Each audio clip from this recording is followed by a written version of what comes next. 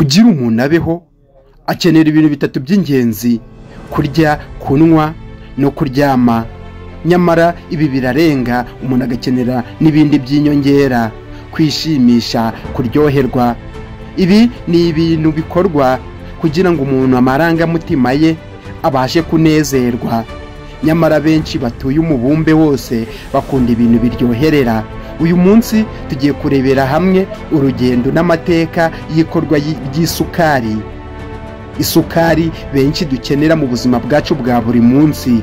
Mu myaka myinshi ishize cyane, kuva mbere y'ivuka rya Yesu Kristo, ugenda usobanukirwa amateka n'ikorwa ry'isukari, umenye byinshi iyi sukari benshi dukenera umunsi ku wundi, ingaruka ishobora kugira ku buzima bwawe bwa buri munsi mu gihe wayikoresheje nabi, ndetse tunarebe n'inyungu nyinshi iyi sukari yakugirira ku mubiri wawe. Iyi ni Yoshida Movie Rwanda, nguhaye ikaze.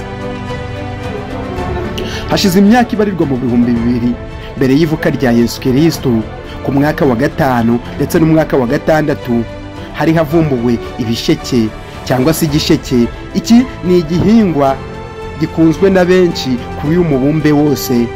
Iyi myaka ya kera cyane mbere y'ivuka rya Yesu Kristo, iki ni igisheke cyagiye gikoreshwa mu bwami bugiye butandukanye bwo muri ibyo bihugu bwo cyavumburwaga.